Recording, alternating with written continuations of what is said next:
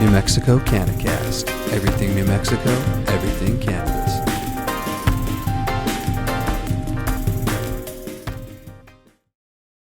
What's up, everybody? It's Chad from the New Mexico CannaCast. We're here with episode 23. We have a special guest with us, Taylor Ortiz, and we'll have everybody introduce themselves here in a second, but can't wait for us to get into the episode. Josh, go right ahead. Woo! Yeah, it's going to be coming in hot, right? We got a badass female growing badass plants, doing badass things in the industry of New Mexico. So it's going to be a great little episode. And yeah, I'm Josh, one of your co-hosts. And yeah, go ahead, Shannon. Hey guys, hey Josh, hey Chad, and hi Taylor. I'm excited to have you here, and you guys are going to love what we have in store for you and getting to know Taylor and a little bit about what she does in the community. Taylor, take it away. Introduce yourself, please. Hi everyone, my name's Taylor Ortiz. I am a licensed cannabis producer here in the state of New Mexico, thanks to our wonderful new law that's allowed all us New Mexicans to join the party. I've been in production since 2019. I have a hemp farm with my family. Prior to that, I was a cattle and alfalfa rancher and farmer. So my roots kind of run deep into the agricultural in the state. And here we are, a brave new frontier, bringing a different crop to the ag market here in New Mexico that's going to be hitting our retails big, going to be making a big impact all the way across the state, jobs, income. So I'm real excited to be part of the industry. Awesome, and I'm glad to have you on the show, and glad to have you in the industry. You know, especially coming from the ag side first. You know, you come with a lot of more knowledge than certain people do. So it's really great to see. And I've seen throughout a couple of years what you've done and what you can do. So it's really great to see you on this front too. So can't really wait to see what comes out on the shelves. Yeehaw. I appreciate you guys having me here today, man. I watch the podcast on the regular, so I'm excited to be here. Thank you. I appreciate that. Well, too much fun. Just a quick fact that Shannon got us, because Josh did come up with this one. The national average of women and minorities holding some type of an executive position in cannabis across the entire country, everybody, is 30%, with women at 22%. We're not even a 1/4% there. And this is according to an article in Toking Times. Don't let the name throw you off. I bet they got some data. For sure. So, but that's interesting, right? Not even 25% of y'all females are throwing it, you know what I mean, in those executive positions. And I know there's plenty of females that want to get there. That's for dang sure, because I've heard about the bro show and all that. So next thing though, I want to know, so we all know you know what I mean, what you do in the industry. You're definitely in the organic world of growing some, you know what I mean, with your name of organic and everything in it. Yes. So how'd you get started? Like what got you in? Well, like what got you into cannabis anyways? I know everybody has their story. So what's yours? And where the name? I'd say my first exposure to cannabis probably came in high school, like many people. But what really got me into cannabis is my mother's best friend suffers from a lot of physical ailments that have plagued her entire life. And cannabis fixes her better than anything else she has access to. And that for her to tell me that, and for the realization that we're harming people by not allowing them access to this medicine that was naturally created and been here for us to access, harms people. And I'm a little bit of an advocate about stuff like that. So of course that got under my skin, and I just kind of started supporting cannabis, period, that it needs to be accessible. It needs to be accessible as a medicine for people. I'm one of those people that I do believe that all cannabis use is medicinal, whether people kind of realize it or not. It is therapeutic in some fashion. There's so much new research and evidence coming out about the endocannabinoid system in our bodies, and mankind's long history in relation to this plant, that for it to be under prohibition has set us back on our understanding for sure. And I support cannabis all the way around. And it's been like that for a long time for me. I'm all in. Getting farming here, I started this hemp farm back in the 2019 with the passing of the federal farm hemp bill. It was shortly after that we were contacted by one of the licensed LNPPs, and we did start production as a contract farm under their license.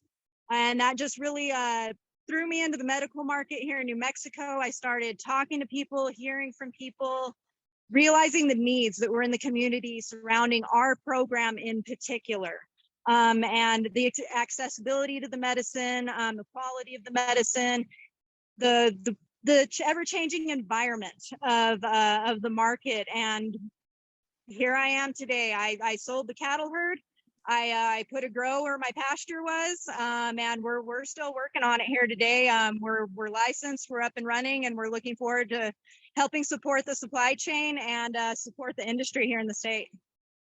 Awesome. Yeah. And, it's really good to hear, the backstory and everything, where it came from. And, glad that you guys, have been sticking around and everything. And I got to say, I love the background, by the way.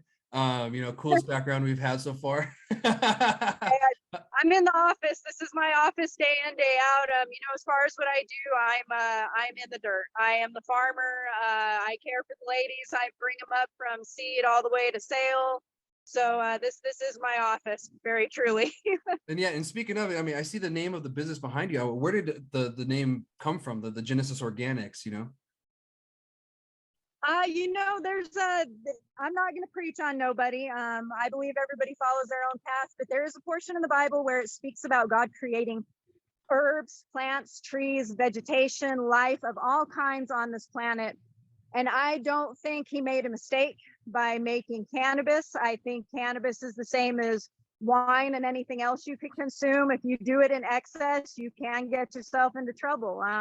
And that's where, that's adult responsibility. And that's something we all have to work on every day.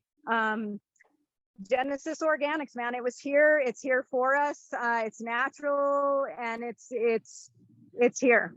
That's where Genesis Organics came from, specifically, verse 111 through like 113 in Genesis. I'm not going to preach on nobody, but that's my belief. You can preach all you want. That is a solid brand story, girlfriend. Yeah, it really is. That shit. That's awesome. Make sure you have that somewhere in the store or something, where the name came from. That'd be great. So my second question to you would be, do you find that the current industry that we have to be equitable for women or women of color?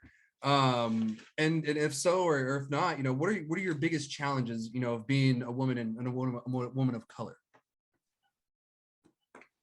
I think that the environment surrounding cannabis is rapidly changing. I don't think many women had access to cannabis prior to this in the way that they did now, and that's changing it in the younger generation. I am not a spring chicken. I'm not going to reveal my age, but I've been doing this for a minute. And there's not a lot of women in my age group per se who are into cannabis or really putting the time in to educate themselves and truly become a working part of this industry.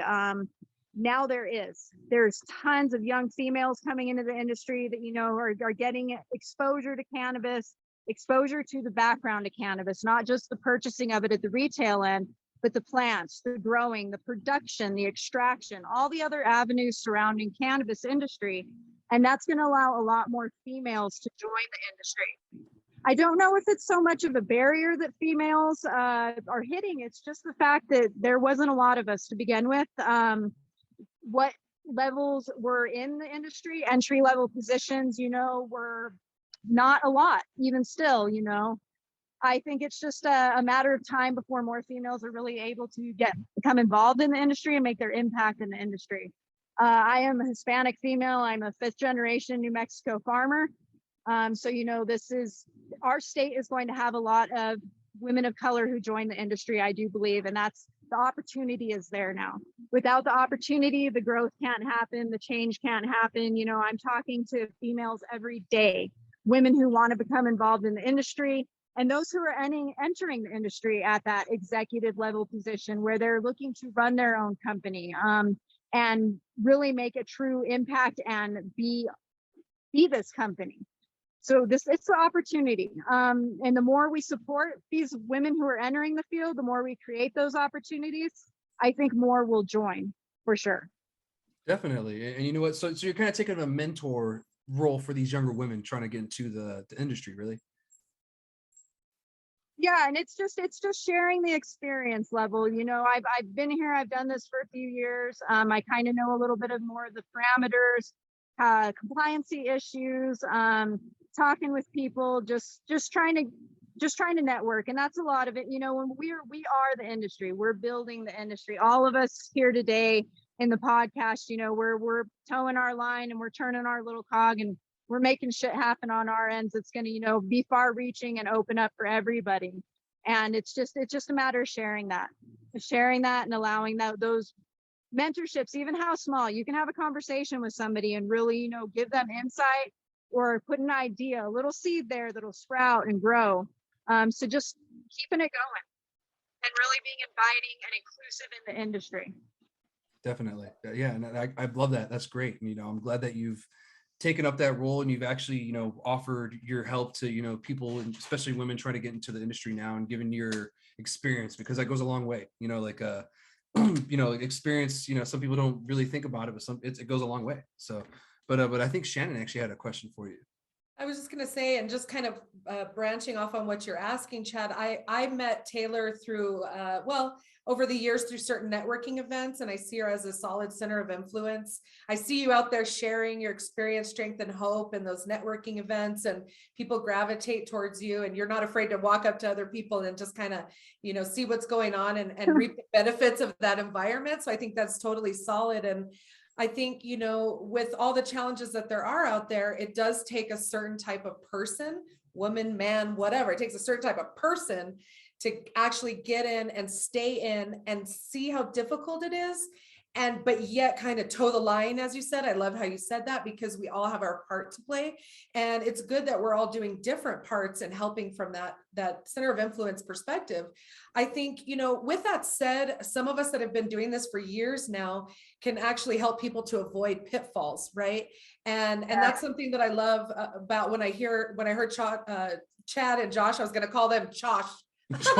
Anyway, when I heard about the podcast, and before, you know, I was able to be a part of it, I was really respecting the fact that they were helping people to navigate, and with a roadmap, kind of avoiding the pitfalls, talking about all of that stuff. So with that said, what type of tips, Taylor, do you have that maybe you can share based on your experience? You know, any tips or navigating tips, or like, you know, people that people should talk to, anything like that you can provide to other people or women who are looking to get into this, or maybe ancillary businesses? That would be great. Yeah, absolutely. Networking in this industry is key. We are building the industry as we go. So, you know, you need to keep those avenues open for anything that you might need. You might need an extractor. You might need to talk to a cultivator. You might need to talk to somebody who's supporting cannabis insurance, who has a workforce solution, who has an event that's going to bring in people to hire, education, all those kind of things. Just keep involved in your communities. You know, Josh and Chad are wonderful. Bless you guys for being part of your community down there, for outreaching the regulators, and, you know, these guys who come in, and our regulators are in a position where they were told, you have to regulate something that you know absolutely nothing about. That put them in a bad position. So, I mean, there's been a lot of talk, you know, people being slow with the regulations coming out and all. And a lot of it is education. You know, if you help your community, if you know your community has a question about cannabis, and you're in a position where you're more educated and you might be able to talk to them about it, by all means, outreach, be inclusive, you know, open yourself up. And I'm going to tell y'all a secret right now. I'm an introvert. And Shanon, you know, I laugh because I can go to these events and I can talk with everybody. This is something I'm really passionate about. And I understand that we kind of got to have that outreach to go, but I mean, make it happen. Make it happen in your local communities with the people you work with, the regulators that you need to speak to. Make all that happen. And as far as, you know, that's for everybody, but for females especially, go in there and don't lean on the fact that you're a female. Go in there and lean on your expertise, lean on your knowledge, lean on what you can do in your community. Go out there and make an impact. And when everything shakes out, your skill is what you will be judged by, far and above. So focus on what you can do and what performance you can put forth and provide everyone. I mean, people say, you know, don't look for favors if you're female, you know, it's kind of like that. You know, it is a male dominated industry, and it's not anybody's fault, except there are just a lot more males doing it now. There's more females, but make your mark, go out and try as hard as you can and produce good product, whatever that may be, whatever end of the business that you're bringing forth to the industry, and let that be your talk. Yeah, true story there. Yeah, I'm with you. Become undeniable, and everybody else will figure it out. That's You know, work. It's all about the work every day, man. yeah, Yeah, oh, and definitely. consistency. So real quick, like, how long you've been growing, and then what's your favorite method of growing, and then I know you probably have a favorite strain, and then I know every grower has like a major passion about growing, you know what I mean? Because we wouldn't put up with what we do to be able to grow the plant. That just, you know what I mean? That always, when I look at growers and I meet growers, like people that go to a different level to grow, and like when things are not perfect, those growers are usually at a different level. So, you know, I know you're super passionate about it. So what's like your biggest passion, you know what I mean? Also, besides like, you know, your growing methods, and then definitely want to know what your favorite strain is. Boy, favorite strains are always really tough. But let's go with the growing method. Genesis Organics, man, it's out in the sun, it's in the earth, it's God's good medicine. It's growing natural. Like that's my passion. I am primarily a living soil organic cultivator. Primarily outdoor. I've got experience in a little bit of everything, but I really do believe in outdoor for as far as the health of the plant. The terpene profile in an outdoor plant is just phenomenal. That I just believe it can't be replicated anywhere else. The living soil and just the health of the plant, the intensity of the sun here in the state just really gives a fine finished product. And green. You know, there's so much talk about the cannabis industry and it being a green industry, but with some of the methods for cultivation and it being an indoor plant, at times that's highly consumptive of both, you know, electricity. There's a lot of emissions that go into that. So I really do support natural as possible, outdoor, sun grown. You know, I won't stomp on nobody's. I've seen some beautiful stuff come from indoors. You are your own God in your little garden. So bless you, you got to control everything Mother Nature does. I like to let Mother Nature take the reins a little more here and really let the plants and her kind of make the product. I've been doing this for a minute.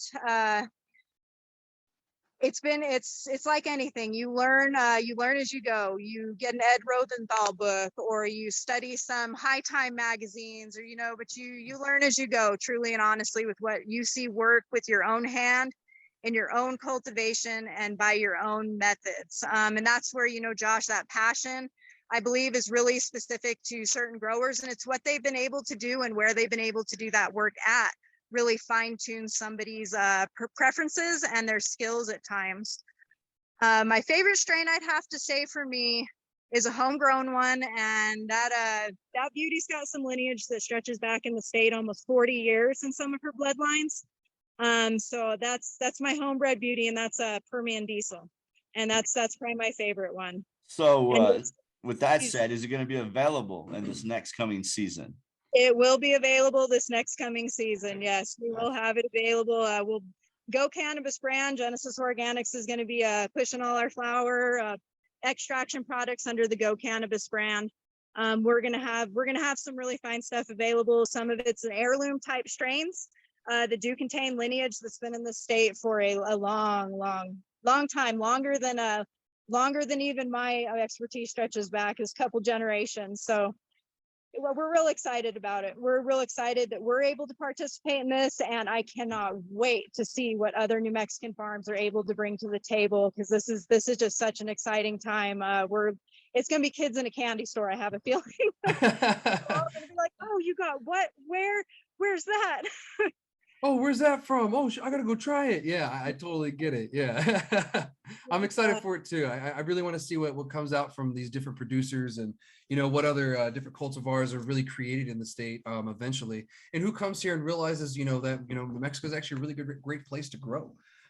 So my next question for you would be, what does Taylor and Genesis Organics have in store for the state, you know, here in the future? We're gonna try and contribute. We're gonna try and boost that supply, get the quality of the supply up, so that we are able to support the supply across the state. You know, it's always been touch and go for the medical patients in the industry, and their access has been tight. I'm looking forward to a time when we can, with certainty and definitely, say that all the patients in the state are well taken care of, that they have access to everything they need, and any rec, anything we're able to do for anything else is gravy on top.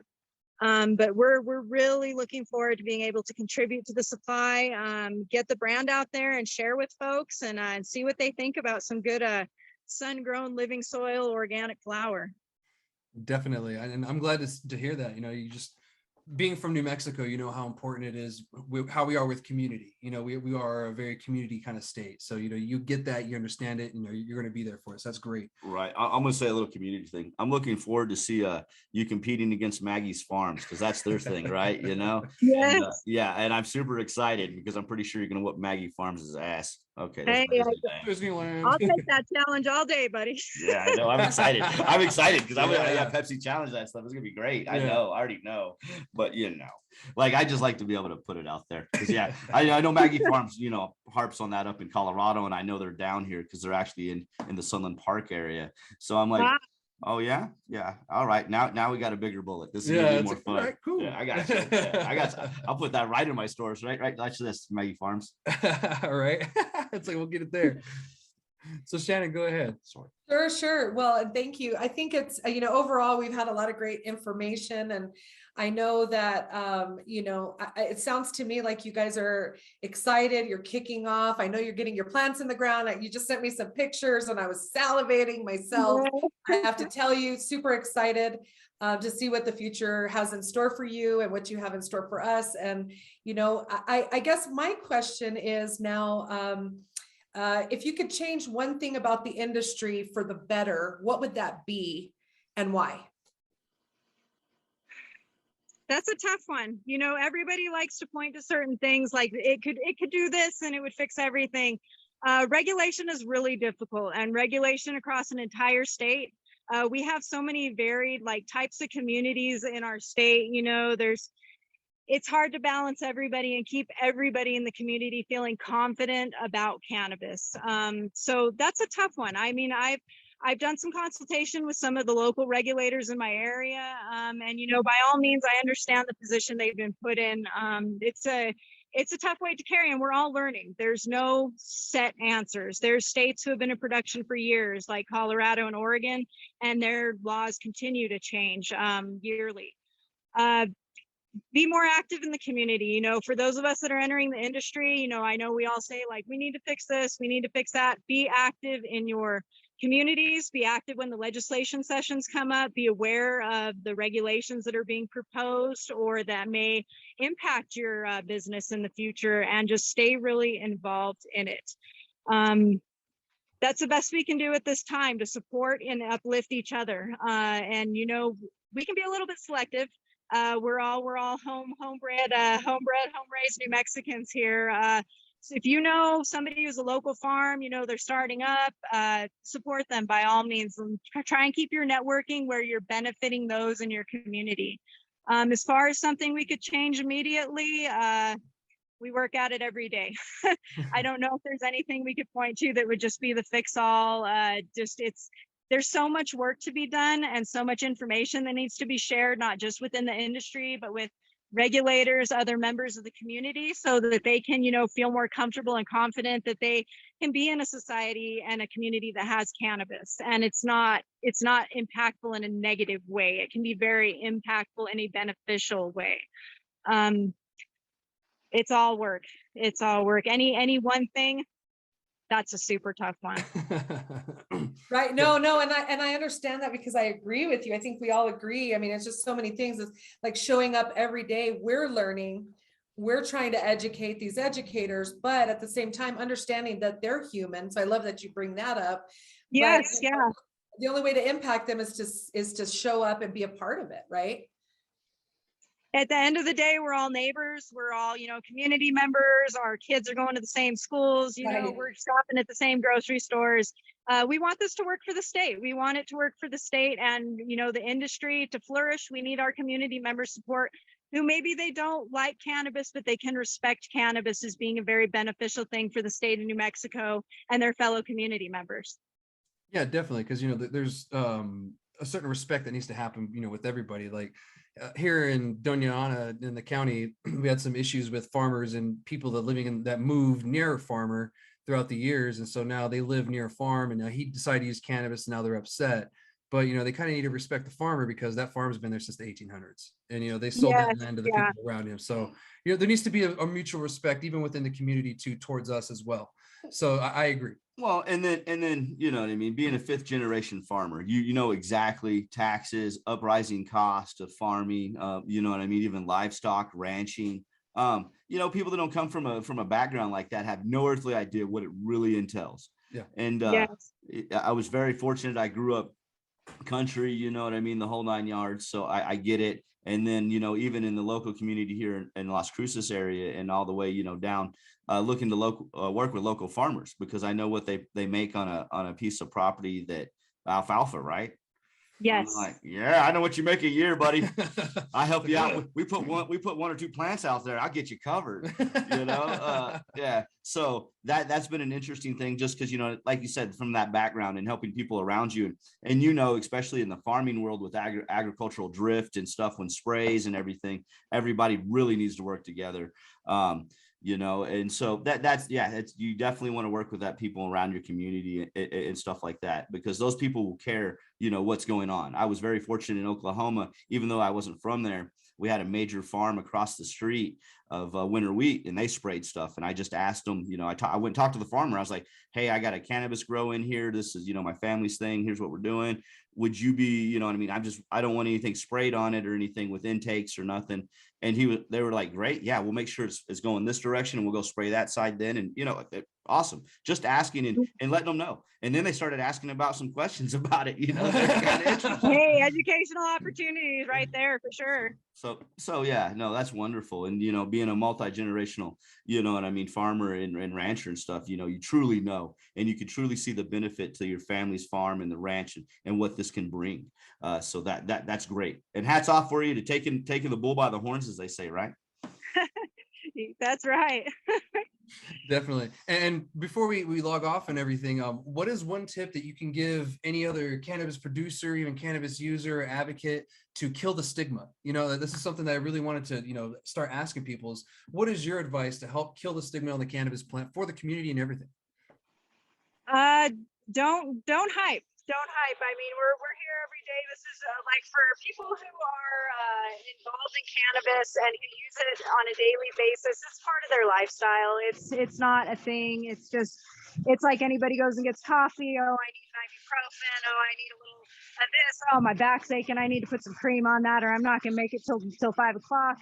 Like we're all normal people. The humanization of cannabis, I really feel like, is what legalization brought us, because it's we're all people, we're all adult in it. Adulting sucks. We're trying to make it through, like, and then we get, when you get family members who have ailments and stuff, like, there's no need for somebody to suffer when they could have something that improves their quality of life. And that's just live it, man. I mean, no hype, no nothing. We're here every day and we're living it. I mean, as far as being in the agricultural and the farm and ranch, I mean, this is another crop that we can add to our what we can produce and be productive on for the entire state. Like Josh said, alfalfa can get rugged.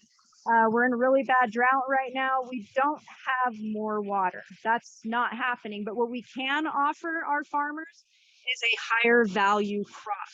And that could be a complete game changer. We have other farmers who've been in the state for more generations than that even, and they're in danger of losing their farms right now. When you need to go cut a field and you're looking at dumping like $5,000 in gas into your tractor just to get that crop down. You're looking at another $5,000 to get it processed. The market's falling out because I know for a lot of my ranching friends, they're selling off their cattle right now because it's too dry. There's not enough hay. There's a widespread network of agriculture in the state, and every little thing supports each other. This can be something that can help everybody, whether you're into cannabis or not. It supports tax revenues in the community. If the farm goes under, that farm's gone forever. It's not going to come back. This is a way to save our agricultural heritage in our state, and really make it just another normalized thing. What are you growing this year? Oh, I grew some chili, some corn, and some cannabis. And we had a great year. That's where I really want to see everybody, to end the stigma, just make it another another industry in the state that we can all be proud of. That's helps New Mexico, helps the community, keeps our farms in production. I'm a big agricultural advocate. So I mean, anything that we can do to keep our younger generations in agriculture, and cannabis is an excellent avenue for that. So I mean, just live it.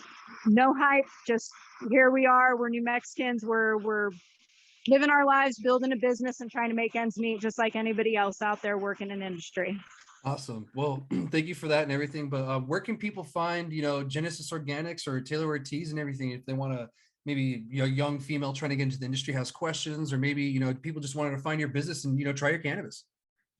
We're on Facebook is the best way to connect with us at this time. I also have an email. I'll go ahead and shout it out here. Genesis Organics LLC at gmail.com. That's Genesis Organics LLC at gmail.com. That's probably the best way to get a hold of us. And we're hoping to have some Go Cannabis here in our local startup, like Homegrown Dispose, here in the fall. So be on the lookout for us. Awesome. Well, I'll let the rest of the and crew ladies, I mean, you see an event, you have a question, go to it. Awesome. Nice. Well, thank you so much. Well, I'll let the rest of the crew do the shout outs and I'll do the end and get us out of here. Wonderful. No, I appreciate you taking out the time of your day, because I know what it's like. You know what I mean? I know it's like to be a farmer and everything else. And then, you know what I mean? People think about retail and other stuff. Plants never sleep or ever stop, no matter what. It's 24/7, 365 days. And it's just when you commit to a farm, that's life. You put a ring on it. Yeah. You can more put a ring on it. You're handcuffed for life. You ain't even kidding. So no, I appreciate your time. Thank you. I'm super, like I said, I'm looking forward to all the products that you're gonna be bringing out there, and and having more women in the industry that are just kicking ass. I love it. You know what I mean? So thank you for taking that step and being that, and especially the challenges of, you know what I mean, coming at a new industry at one, and then being a female at it too, dealing with the bro show sometimes. So thank you. Nice. And I just wanted to say, it's such a privilege to have you on the show with us today. You're leading the way and you're showing other people and other women that it can be done.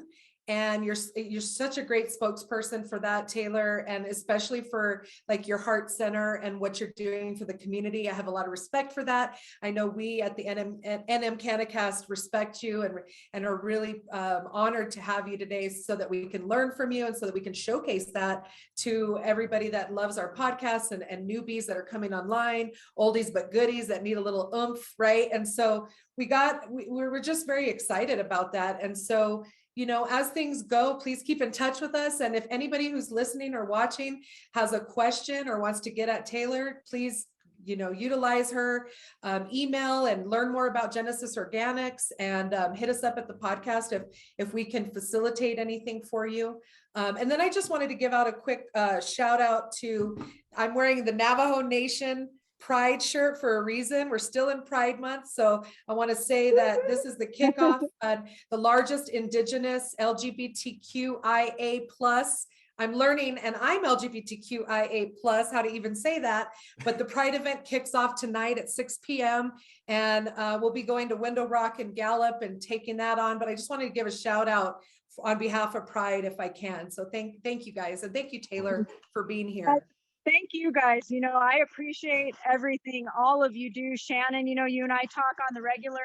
If anybody needs to get a hold of me and can't, hit Shannon up, she'll find me. And Josh and Chad, like said, bless you guys. Keep at it, man. I appreciate seeing you guys out. When it gets hot and heavy, we're all in there networking. And did you hear this? Did you hear that? We got to talk to somebody about this. So, get involved and keep up in your communities. And I am really honored to be here with all of you today. I really appreciate it. I appreciate being able to share with other women in the state that, you can do this, and it's not cakewalk. It's going to be tough. It's going to be dirty, but you can make it. Awesome. Well, thank you for joining us, Taylor. And I can't wait to see what Genesis Organics has to come in the future. I guess we'll find out in the fall here soon. So thank you again for joining us. Again, everybody, thank you for watching, for staying with us. Sorry we didn't make it last week. It has been crazy busy. We, however, did do some educational pieces down at Sunland Park. We brought some cannabis in to the city council down there. They seem to love it. Education all the way around. We've changed some minds, and we might have even changed some rules down there again. It was hemp. Yeah, it was hemp. It's all hemp until it's past 0.03%. So it's not. Yeah, until it's not. So again, thank you everybody for joining us. Where everything is New Mexico, everything is cannabis, and we're out of here. All right.